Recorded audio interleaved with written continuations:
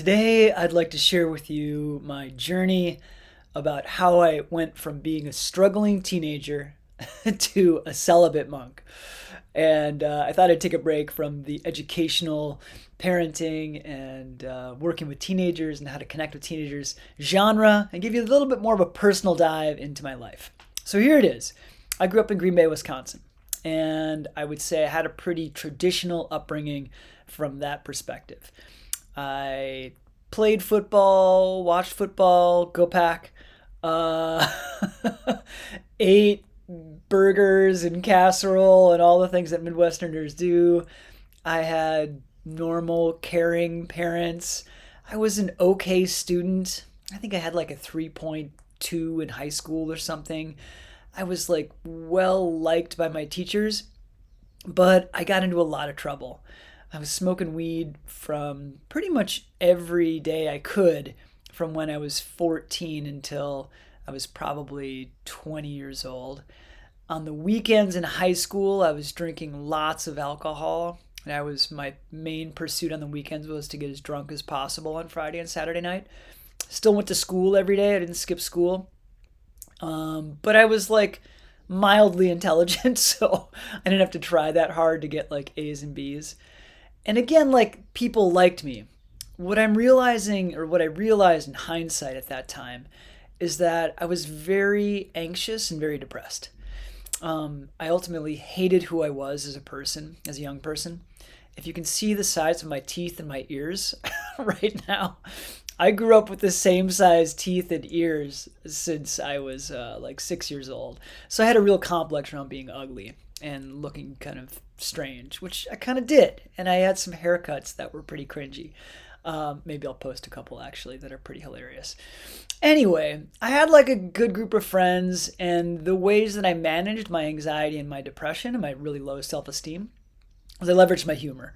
So in my sophomore year, the friends that I had were we were like nerds, and everyone else was partying and stuff.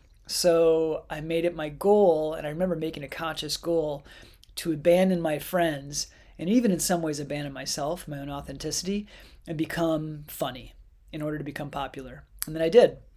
And I made they're actually really good guys, these great friend group. But I abandoned myself to, be a part of them and their group. And I still talk with some of them. They're great. But it was a choice that I made where I really abandoned myself. And I managed my really low self-esteem and the anxiety and depression that I was experiencing through smoking weed, through drinking and partying, and through driving drunk. I should have been arrested probably 5 to 10 times, but mostly because I'm white. They didn't arrest me. They just called my parents and I had to go, or I ran from the cops and got away. So I was in a lot of trouble, emotionally speaking. I made my way to college. I went to a small state school and studied math and physics. By the way, you don't have to be that smart. I'm not that intelligent. I studied math and physics because it was interesting to me and I worked really hard, but I wasn't that smart. I wasn't that good at it. So anyway, all this to say, and then in college, I smoked weed almost every day. And then in my first year of college, I got drunk 6 out of 7 nights of the week. I mean, I was an alcoholic, essentially. And it was because, again, I just didn't really like who I was.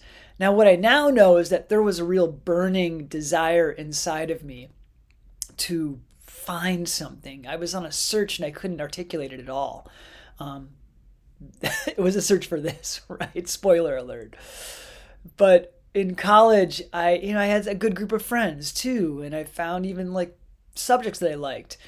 But I was partying all the time, and I didn't like that. I didn't even like who I was.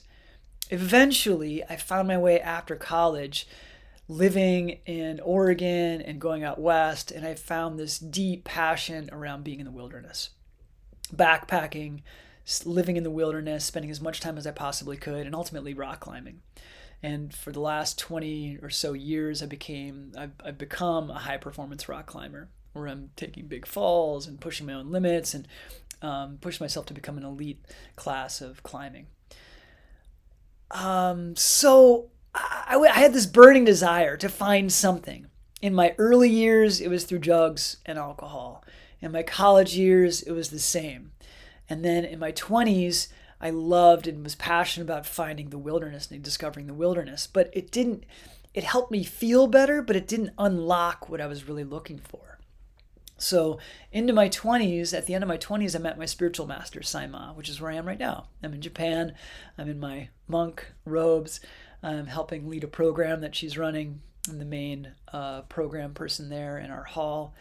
And as I was finding my way through my 20s, I decided I want to go to grad school, and I really delved into high performance rock climbing and living outdoors, and then I started working with youth, which I really liked. But again, it didn't unlock what I was really looking for. There was this burning desire that still had me just do things very intensely to avoid feeling what I really felt inside. Yeah. So eventually I met my spiritual master and everything changed. But even then, I didn't want to become a monk. Like, I still was in relationships. I was dating people. I'd been in a series of relationships where I was really in love and they were committed and fantastic. And they kept ending after about a year or so. And I didn't really understand why, but I really wanted that. I wanted companionship. I wanted something to really just help me feel better and unlock this searching desire, this burning desire that I had to just feel better and to know myself. I couldn't even really describe it. I'll be right back. I've just got a message from my spiritual master. Okay, I'm back. So I met my spiritual master. I mean, everything started to open up in an amazing way. I discovered ways through teachings to just have a deep, fulfilled, passionate life and create balance in myself. I wasn't running from these uncomfortable, painful parts of myself. I started realizing what patterns I had in my life, both mentally and emotionally and habitually, like physically, around how I created pain and suffering in my life and how I could remedy that. And I still, to this day, don't wake up every morning feeling super happy, but within a few minutes, using a certain mindset and using some certain strategies, I can create a mindset that has me just feel freaking amazing every day, which I feel very blessed to be able to do. So I was still dating and living a great life, but there was still, I would say, an inner conflict inside of me, which all culminated in one relationship that I had when I was living in Colorado. I met this amazing woman who I'd actually known for years. She was a yoga teacher, and I did a lot of yoga. I'm an advanced yoga practitioner as well. And I finally convinced her to fall in love with me, if you could say that. I pursued her. I really felt like she was the one for me. She was available. We started dating, and very quickly we fell in love. And it was very sweet, very passionate, very loving, and was very fast. And for about 7 months, I felt the best in a relationship that I had ever felt in my life. I mean, I felt like what you see people feel like in rom-coms, those romantic comedies where like they just fall in love, and they want to do everything they can, they break up and they want to be together. Well, I just felt like they looked in the movies, and that is something I'd been looking for my entire life since I was, attracted to people. And I went to a meditation retreat, and on this meditation retreat, 7 months into the relationship, I realized, I had an epiphany, an awakening, that I couldn't be in a relationship with her. I didn't understand why. I didn't really get it, but it was absolutely super clear that I couldn't be in a relationship with her. And it was highly confusing and deeply heartbreaking. I came back from the meditation retreat.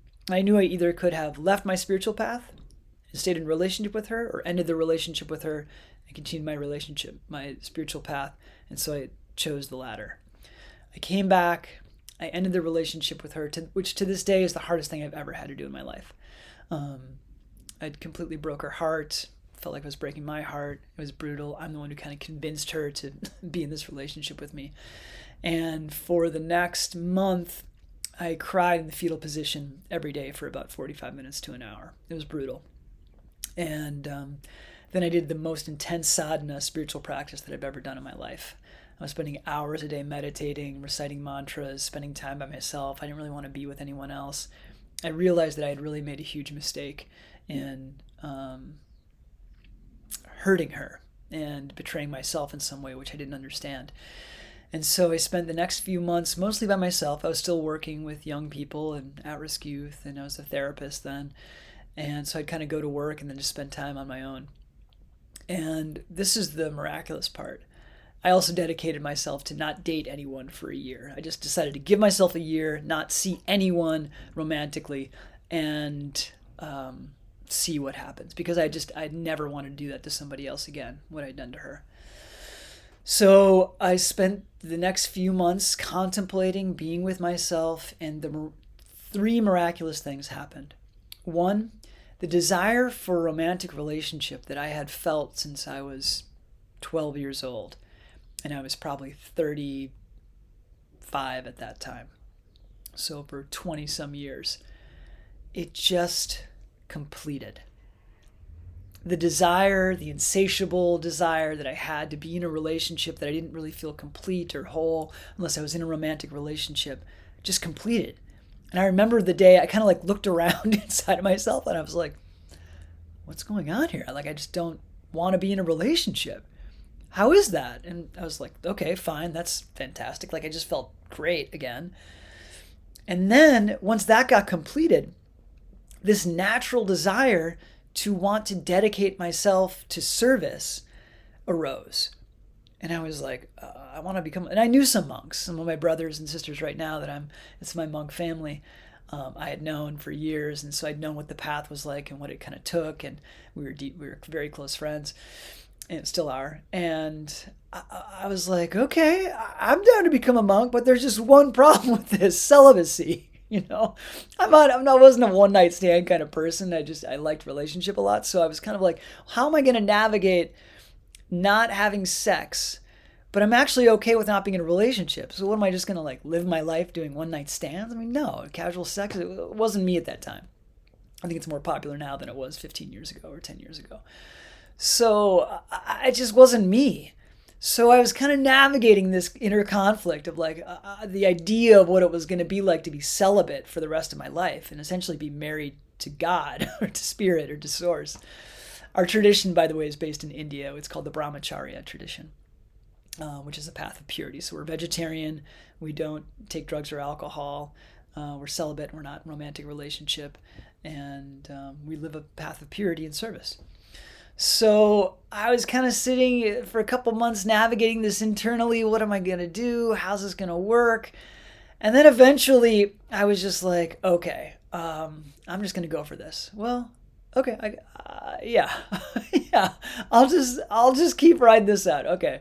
So I actually had a weekend with a woman, and without giving too many details, what also got completed is my desire for sex from that weekend.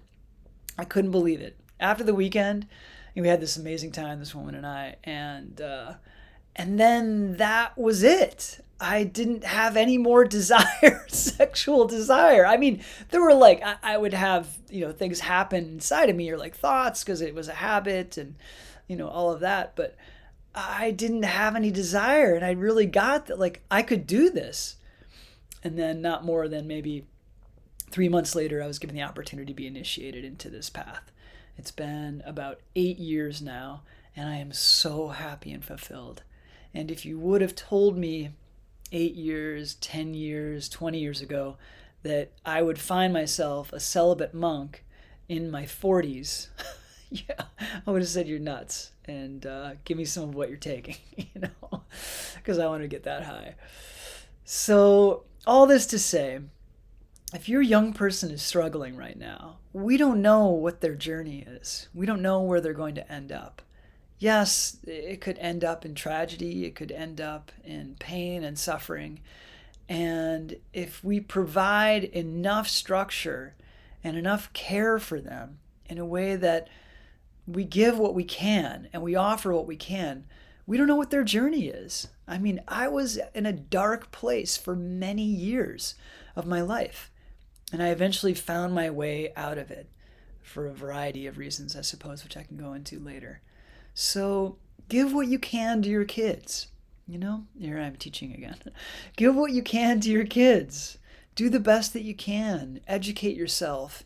Give them some structure. Give them all the care that you can. Give what you can.